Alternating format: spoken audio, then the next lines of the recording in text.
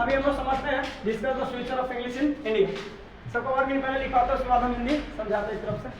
Discuss मतलब होता है बाबू चर्चा करें। डिस्कस मतलब क्या होता है? चर्चा करें, वर्णन करें, व्याख्या करें, कुछ भी। फ्यूचर मतलब होता है भविष्य। फ्यूचर मतलब भविष्य होता है। इंग्लिश जानवे करते हैं, इंडिया जानवे करते हैं, ठीक है ना। ब्राइट मतलब होता है उज्ज्वल। क्या होता है? उज्ज्वल, चाहे चमकीला भी होता है सब, और ये भी सब जानते हैं। लैंग्वेज मतलब होता है भाषा।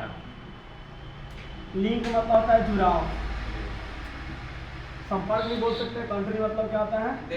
देश होता है। ब्रॉट मतलब लाया। ब्रॉट मतलब लाया गया, चाहे लाया। डिफरेंट मतलब विभिन्न, चाहे भिन्न भिन्न, ठीक है ना। पीपुल मतलब लोग।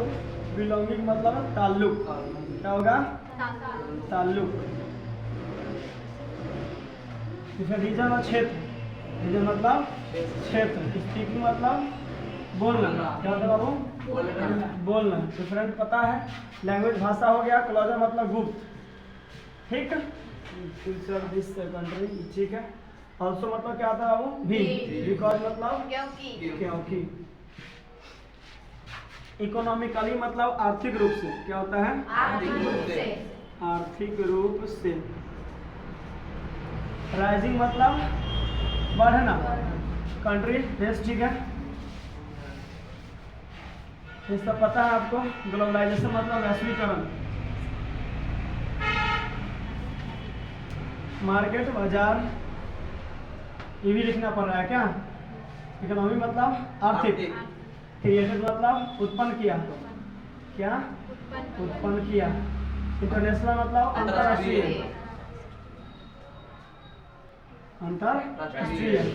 ट्रेड मतलब बाबू व्यापार। क्या होता है? व्यापार। मार्केटिंग मतलब बाजार तो होता है। थाउजेंड मतलब हजार। मतलब हजार।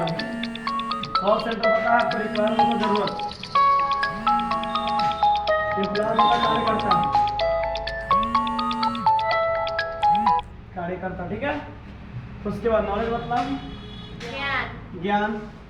और 10 मतलब इस प्रकार। बाकी सब पता है, ठीक है ना।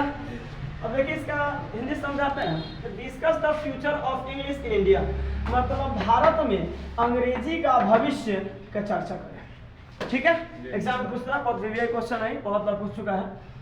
The future of English is very bright in India मतलब कि इंग्लिश का जो भविष्य है, अंग्रेजी का भविष्य बहुत उज्जवल है। कहाँ? भारत में, ठीक। आई मे बी सैड मतलब मैं कह सकता हूँ, मैं कह सकता हूँ। To be the link language, इसे कैसा लैंग्वेज कह सकता हूँ कि यह लिंक लैंग्वेज हो गया है, मतलब जुड़ाव वाला भाषा, एक दूसरे से जुड़ गया हुआ है। ऑफ द कंट्री मतलब देश, मतलब यह देश के देश से जुड़ा हुआ भाषा ही हो गया है।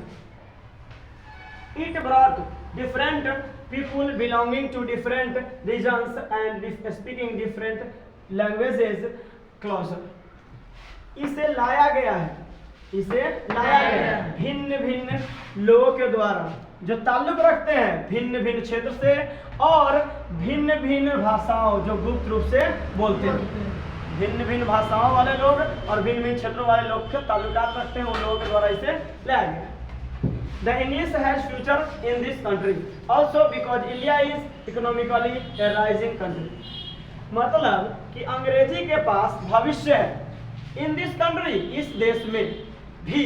बिकॉज मतलब क्योंकि India is economically A rising country, Bharat एक बढ़ते हुए देश।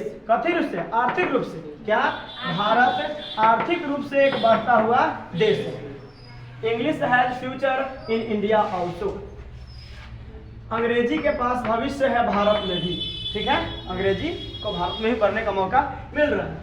बिकॉज ऑफ ग्लोबलाइजेशन, क्या चीज के कारण? वैश्वीकरण के कारण। मार्केट इकोनॉमी हैज क्रिएटेड मतलब बाजार का जो आर्थिक व्यवस्था है वो उत्पन्न किया है।